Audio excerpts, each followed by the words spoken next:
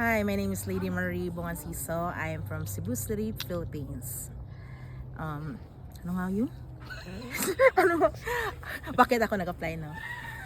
So, syempre nag-apply ako dito.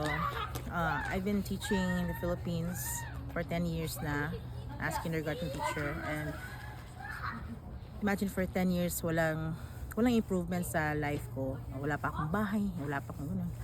At especially ngayon na nagkapamilya na ako, I need to move forward na talaga. Kaya yun. Ayoko talaga ng ganito.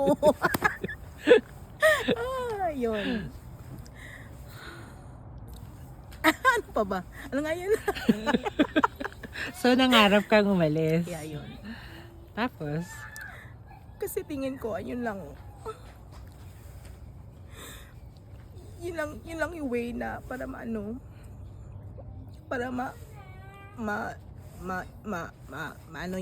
ma-settle na yung mga utang ko. Kasi wala na akong isinisweldo sa Pilipinas kasi.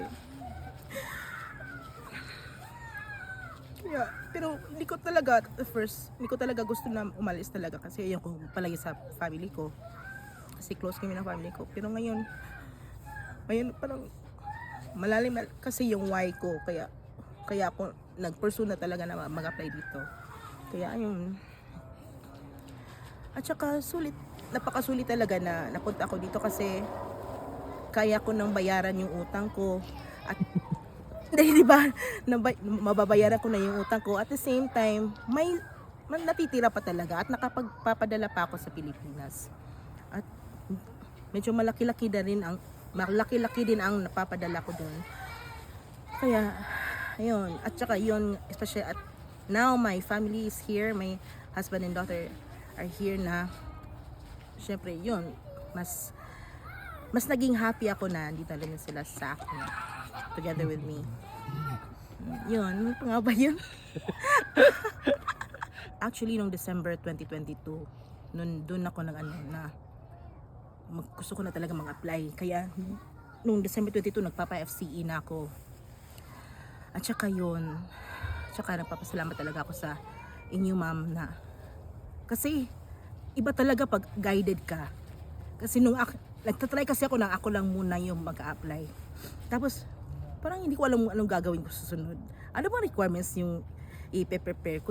Tapos ang sabi naman, pag nagtatanong ako sa mga groups, ang sinasabi nila, mag-iba-iba kasi yung mga every district. So ano ba talaga? So ayun, buti na lang at nag-contact ako kay Miss Gemma na at yun, at nag-guided mo talaga ako kung anong i-prepare na requirement. Naging smooth na yung ano ko since noon. At hindi ko talaga in-expect na first try ko lang na mag-apply na. Andito na ako agad.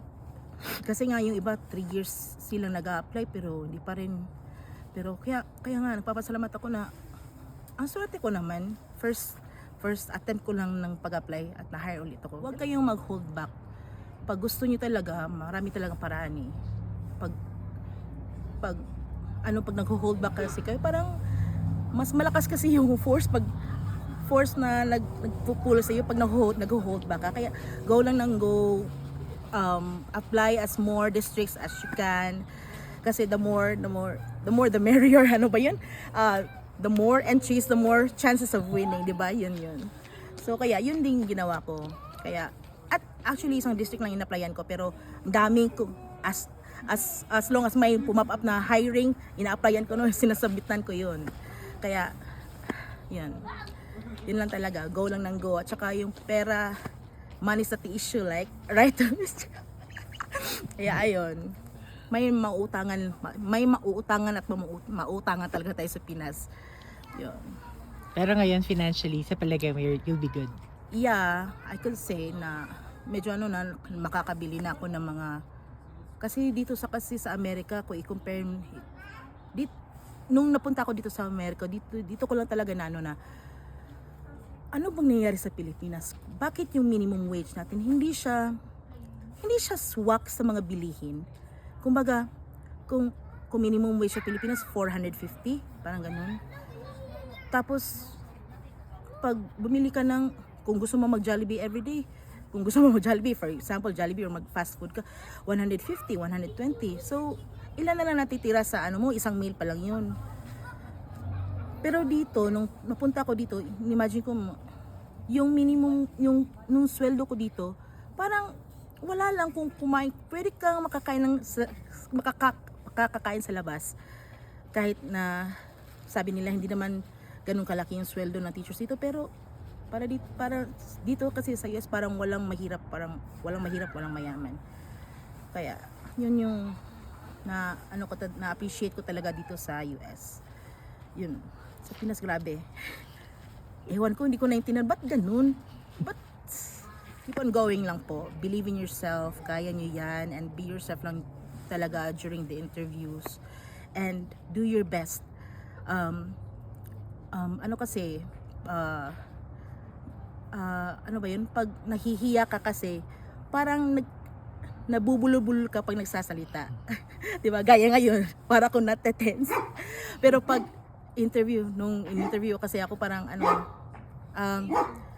finil ko, inano ko na lang na, malayo tong tao to, virtual lang to. So, nagpapa-confident talaga ako. Kung tapos na kami mag-usap, wala na eh. So, I was being like, you know, basta be yourself lang talaga and enjoy na lang the interview and all, enjoy the process. At yun, and believe in ano lang talaga, anong tawag dun? Expectant prayers. Do expectant prayers talaga. Yun talaga yung type of prayer na ginagawa ko na parang in-expect ko na nangyayari na yun. So thank you Lord for letting me go to US this year. Parang ganon. Kanang optimism, yun. Napaka-effective yun para sa akin.